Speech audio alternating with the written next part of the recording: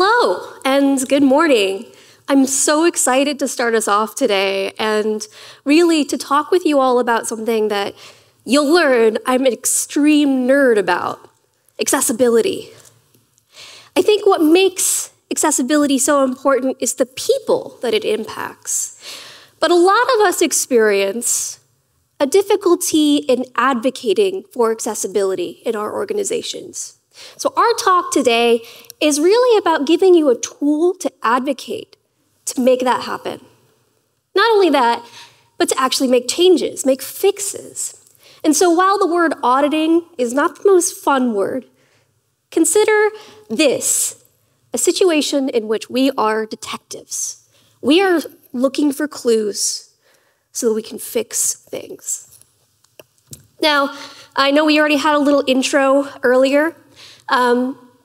I work at Microsoft. I am a senior designer there focusing on accessibility and inclusivity for Azure. So I'll let them know about the ChatGPT feedback we got about Yay Web. I use she, her, or they, them pronouns. Either is fine. And I recently earned my master's in science from the University of Colorado Boulder School of Engineering.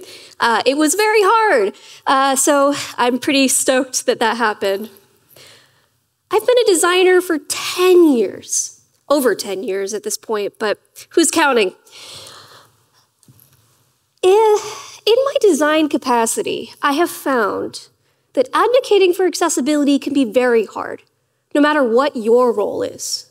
And so my question to you all, and if you wouldn't mind, and if you can, raise your hand. Have you faced challenges when advocating for accessibility in your design systems, or anywhere? Yeah, it's a common problem. A lot of us hear things like, well, we don't have many users with disabilities, or are we really supposed to be accessible? Like, isn't just this accessible enough? And the answer is usually no. No, it's not. We can do better. And really, I think, again, as a huge accessibility nerd, you'll find that there's a lot of ways we can do better. So today's goal is to give you the tools you need to advocate for accessibility, no matter where you are in your career, no matter how you're a designer or a developer or a product manager or any myriad of titles that you may hold. So we'll talk a little bit about design systems and accessibility, the basics. We'll also talk about accessibility auditing or detective work, as I will continue to allude to. And then we're going to talk about what it looks like to audit a design system and how you can take what you do and bring it to your teams to show them what they need to do to make it better. Let's dive in. So, who here uses a design system? Have you ever used a design system? Yes. The thing about design systems is they're essential for any product at a larger scale, right? Because what a design system does is it makes all the different parts of our products consumable. It makes it easier to implement at scale. Whether you're a designer, a developer, or again, any title, it helps. But for us, design systems are also essential because it's where accessibility is going to reach the largest number of people. We have to have accessible design systems to make accessible products. Now, for those of you who are a little less familiar with design systems, it uses a methodology called atomic design. Has anyone heard of atomic design before? You can raise your hands again if you want. Totally. Yeah, at this point, it's been around, since 2014, 2016? But let me break it down. In atomic design, we have different parts and pieces that make up whole experiences. So in this specific set of interface design and experience design, let's say our atoms, right, are a label, a drop-down, a button. Now those atoms get combined and mixed up and create molecules. In this case, perhaps, we have a state and zip code form. I'm from the United States, so that might be why I have that here. Then we have organisms that create a whole form, and then those go on to create templates and pages. But what happens when our design systems fail to consider accessibility? Things fall apart. And they fall apart quickly. It's kind of a bummer, but I promise we'll get to the nice, happy part soon. Now, in the designs I just showed you from this example design system, I had accessibility issues baked in all over, and you may not have noticed them off the bat, so let's break them down.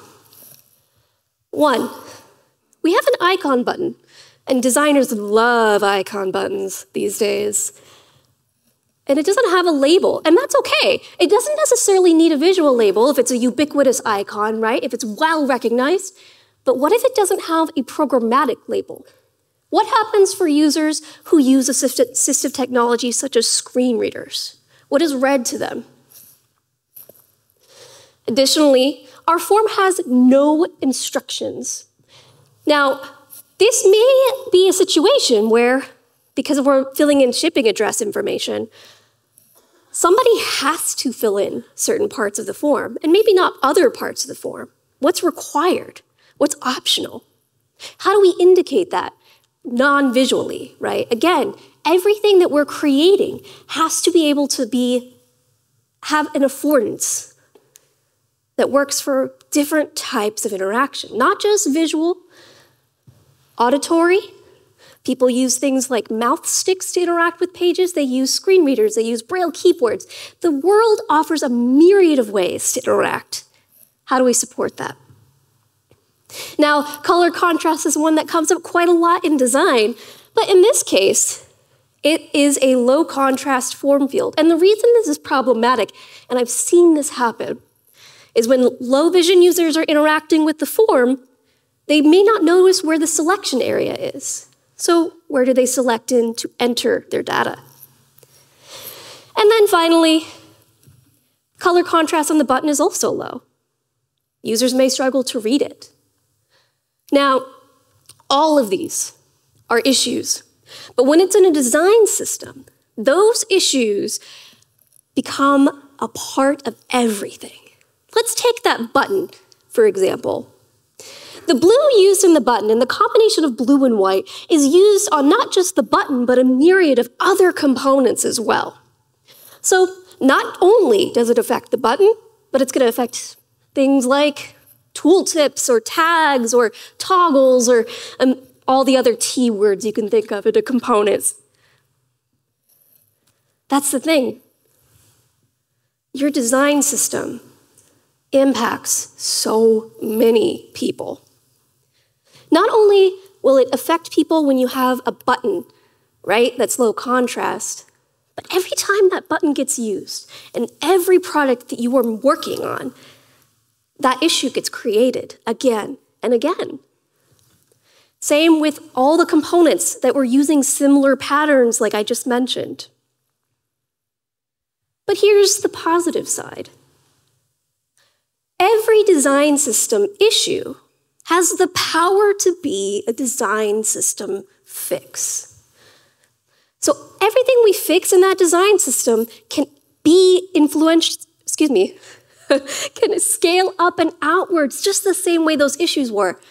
So that's why it matters.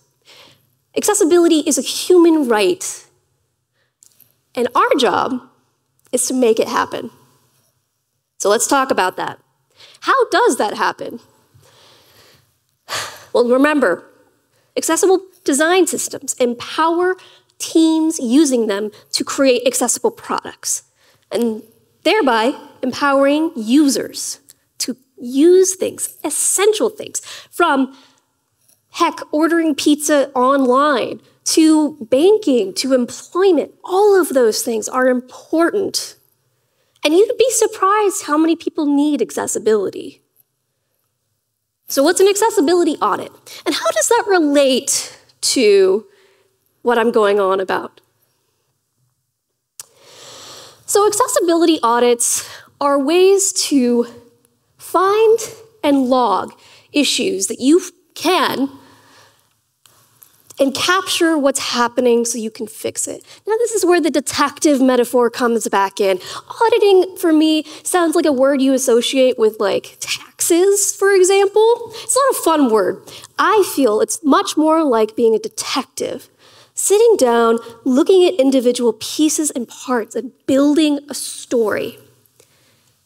That is what an audit does. Who here has heard of the Web Content Accessibility Guidelines? Great, that's great. You know, even a few years ago, 5 or 10 years ago, less people would have heard of it. Maybe a few people would have raised their hands. So the more people who raise their hands, the better. The Web Content Accessibility Guidelines, or WCAG, are important because they are at least bare minimum way to start looking for accessibility needs. Inside those guidelines, you will find many different criteria for making an accessible experience. And so if you haven't familiarized yourself with it, definitely do. Now, there's many different ways that you can use WCAG. And there's different tools to make it simpler because sometimes it can feel a little technical, but I'll try to break it down for you today in a way that's simple. So for an audit, I use something called the WCAG Quick Reference Guide, or any tool that's referencing that and pulling it in. We'll talk more about that in a moment. But within that guide, you will see a bunch of different criteria by name and number. And again, we're detectives here, so zoom in and focus in on the guideline. Now, at this case, we're talking about keyboard accessibility. Now, keyboards are one way that people interact with the web. Some people don't use mouses or clickers. And you'll also notice next to that guideline, the letter A, level A in this case. So to make sense of this, let's talk about what that means. Every WCAG criteria has different levels of compliance or conformance, whatever word you want to use, but different levels. Now, in the case of the one I just showed you, it was A. That is critical accessibility. But AA is also essential. And then AAA is very valuable. I can also speak to that one as somebody with dyslexia. There's a lot of really good tips in AAA too, but it just, for now, focus in on A and AA. For your audit and your review, that is what you'll want to do. That's enough to meet legal compliance, legal standards, and just serve a lot of different people all at once, right? Again, this always comes back to people. Accessibility is always going to be about people.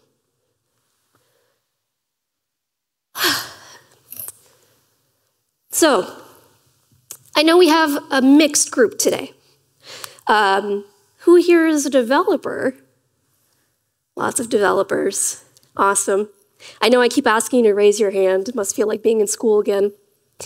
So with an audit, you're going to do a few different things to test. Now, I showed you those guidelines earlier, but there's different ways to review your code and your designs for accessibility. There's automated testing and manual testing. Automated testing can be done with tools like DQ's Axe or Accessibility Insights. And if you search those on any search engine now, you can get them for free. So you can get a lot of little things for free just by using those tools. There's also Linter that plugs into things like your VS Code. I used all the buzzwords there so I can get them out of my system. But there's also manual testing. No audit is complete without manual tests. Automated testing will get you very far, but manual testing is essential. And if you're going to do an accessibility audit, I highly recommend the tools I mentioned earlier because they will do guided manual testing so you can at least learn the basics yourself. Now, I mentioned earlier that every part of accessibility is about people.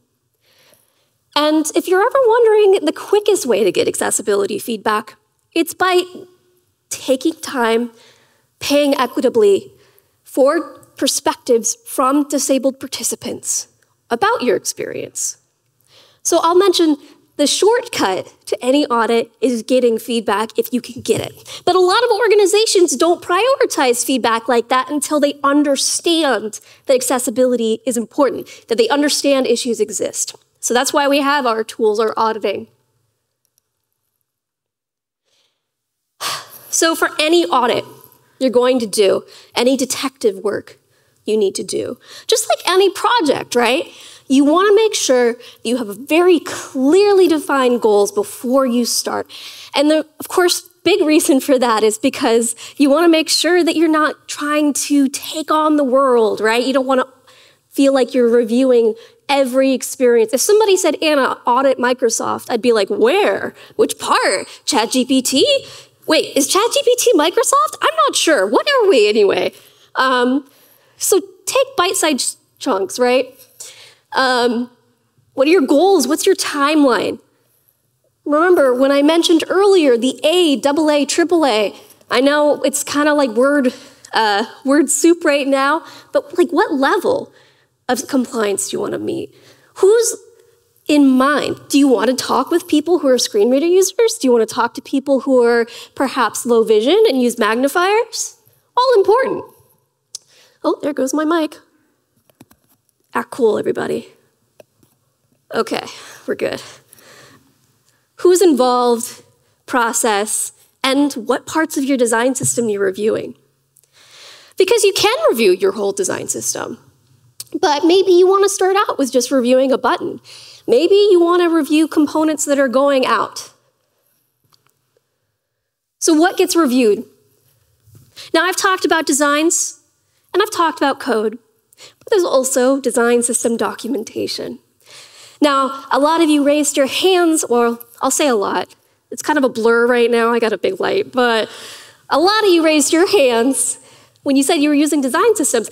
Who's ever struggled with using documentation in your design system? Is it confusing sometimes? Yeah. Well, how can people implement an accessible design system if they don't understand how to implement, right? So we review designs because no developer can outcode inaccessible design. We review code because there are things we have to bake into that code to make it accessible. And we review design system documentation to make sure that whoever is using it understands how to implement it correctly. Because even if every component you have is extremely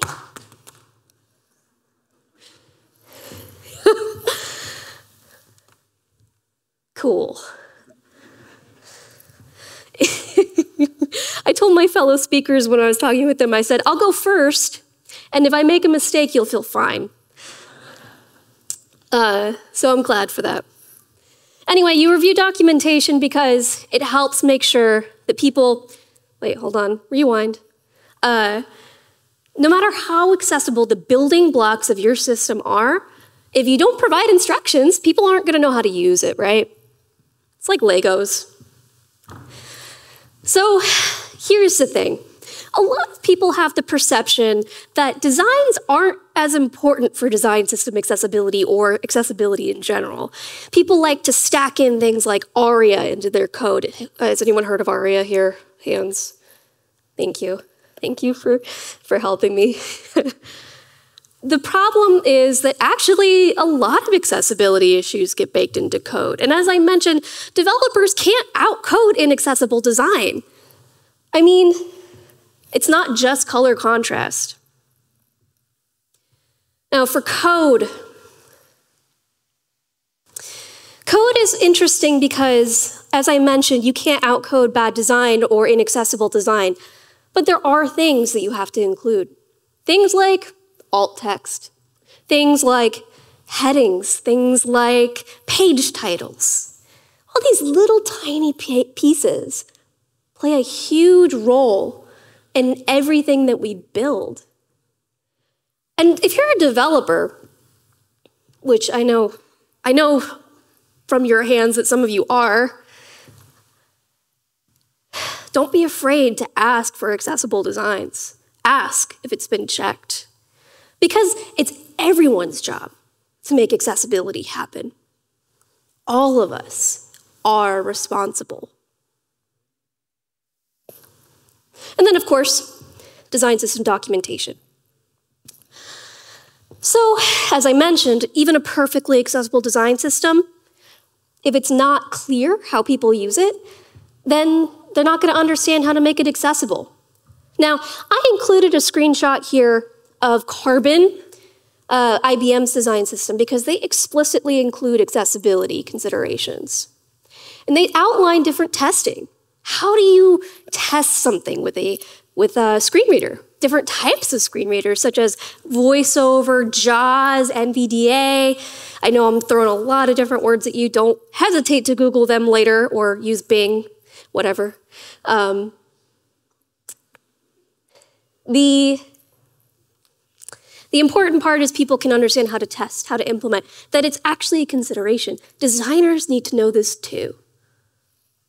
There are many designers who, when challenged to make something accessible, are left confused.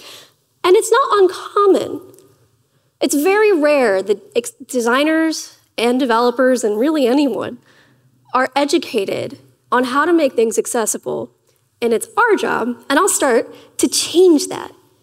Your audit can help not only yourself learn, but you can help everyone around you learn. That's the power of it. Sharing your work and doing it together. Funny enough, when I started working on accessibility in particular, it was because I had somebody ask me to audit something for them, and I went, what? Like, I don't know, because I wasn't educated. And that's just a systemic issue, you know? But then I found, as I audited and reviewed, that I was learning.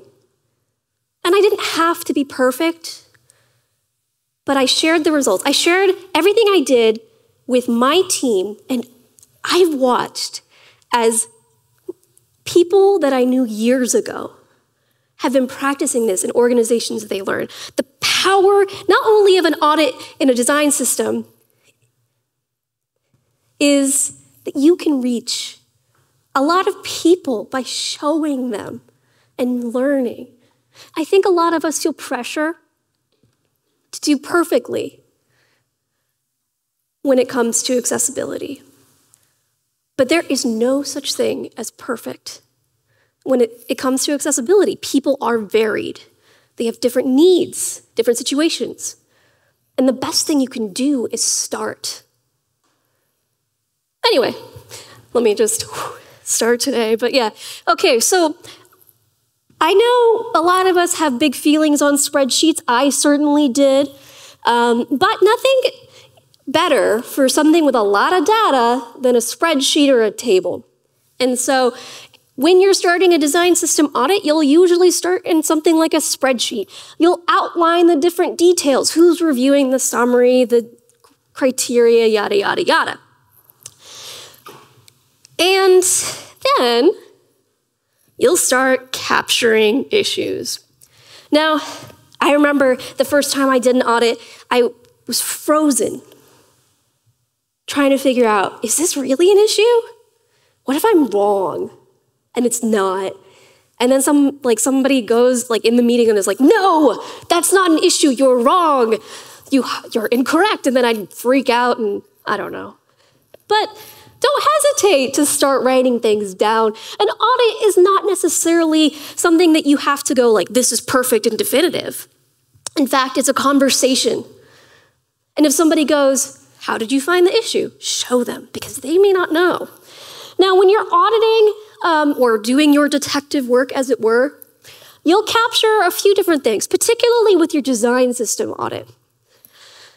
You'll capture the component that you are reviewing, such as a button. You'll write down the description of the issue. You'll map it back to a CAG. You'll mention the conformance level of the issue. When did you capture it? Links for where you captured it. the impact, which we'll talk about, and themes, which we'll also talk about. When you're auditing a design system, the goal is to capture as much data as possible and make sure that you can synthesize the results so that people can digest it later. So, very important. Now, if you're nervous about mapping things back to WCAG, don't worry, we'll talk a little bit about that. Earlier we discussed how one issue can become many in a design system. And that is still the case now, right?